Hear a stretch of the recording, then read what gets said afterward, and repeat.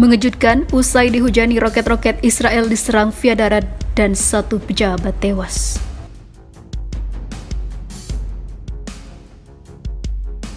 It's my great honor to take on the role of international spokesperson of the Israel Defense Forces.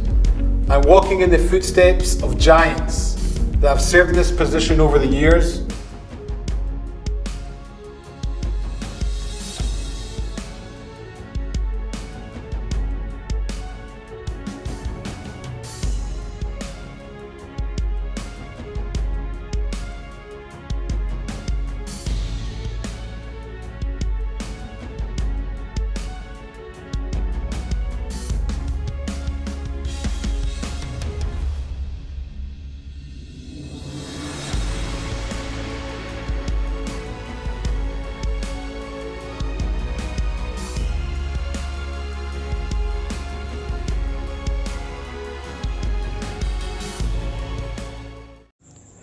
Hai para penonton Sentral News, sebelum lanjut jangan lupa subscribe dan lanjut tekan tombol Super Thanks. Tombol Super Thanks ada di atas tombol subscribe. Jika Anda ingin mensupport channel kami menyajikan berita yang paling Anda tunggu-tunggu.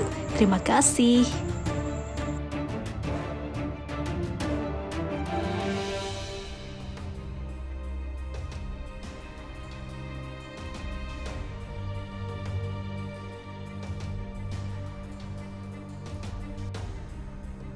Kepala Dewan Regional untuk wilayah perbatasan Israel di Timur Laut Jalur Gaza tewas pada Sabtu 7 Oktober dalam baku tembak dengan militan Palestina.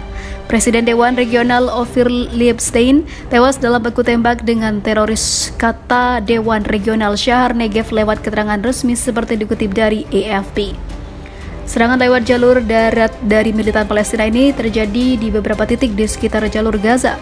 Serangan ini terjadi setelah Israel dihujani roket pada Sabtu pagi. Hamas mengklaim bertanggung jawab atas serangan yang menghabisi seorang pejabat itu dan menyatakan lebih dari 5.000 roket diluncurkan ke wilayah Israel. Itu adalah serangan darat gabungan yang terjadi lewat para layang melalui laut dan darat, kata juru bicara militer Richard Hicks kepada wartawan.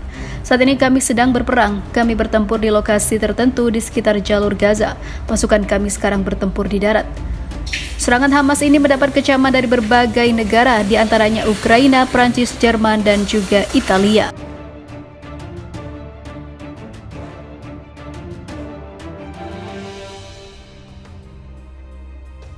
Intifada ketiga siap terjun, Hamas komandoi serangan khusus karena Israel makin leluasa kuasai tanah Palestina baru-baru ini. Hamas tak terima atas keputusan baru-baru ini yang melenggangkan ribuan warga Zionis untuk menduduki tanah-tanah Palestina. Hal ini tak bisa diterima dan harus dihentikan untuk masa depan. Maka dari itu, Intifada ketiga akan menghabisi keangkuhan pasukan Zionis dan juga pemukimnya. Intifada adalah gerakan perlawanan luas rakyat Palestina terhadap pendudukan Israel. Sejarah mencatat gerakan Intifada telah terjadi sebanyak 2 kali. Intifada pertama dimulai pada Desember 1987 dan berakhir pada September 1993. Sedangkan Intifada kedua dimulai pada September 2000 dan diyakini berakhir pada 2005. Intifada kedua juga kerap disebut sebagai Intifada Al-Aqsa. Dan yang ketiga, akan tiba waktunya, sehingga membuat Israel panik.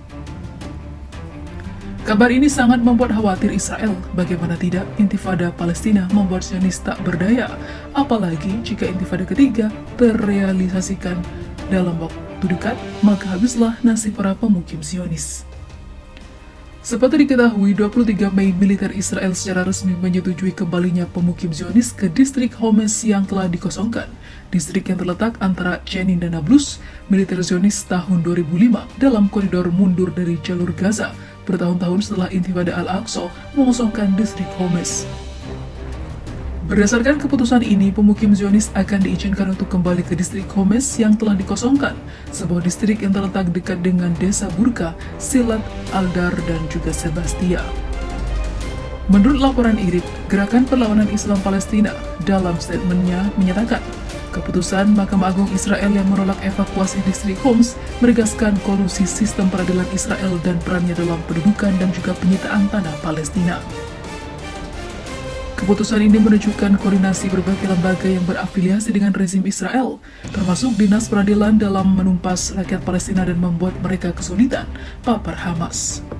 Gerakan Mukawamah ini menegaskan perampasan tanah Palestina dan Yahudaisasi merupakan pelanggaran terhadap seluruh hukum dan norma-norma internasional yang menolak pemukiman Zionis dan menegaskan ilegalnya.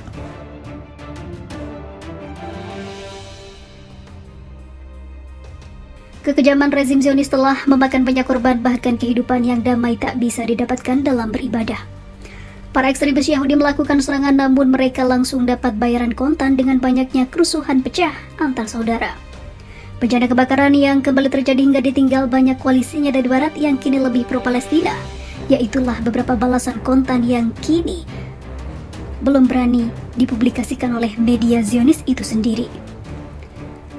Sebelumnya puluhan pemukim ilegal ekstremis Yahudi pada Rabu 31 Mei 2023 menyerbu kompleks Masjid Al-Aqsa di bawah perlindungan ketat dari polisi Israel. Dewan Wakaf Islam di kota Al-Quds menyampaikan di laporan Wafa, para pemukim ekstremis Yahudi yang terbagi dalam beberapa kelompok menyerbu Masjid Suci Islam dari gerbang Al-Maghriba dan melakukan tur provokatif di kompleksnya. Dewan Wakaf menambahkan bahwa pemukim ekstremis Yahudi melakukan ritual Talmud di bagian timur masjid.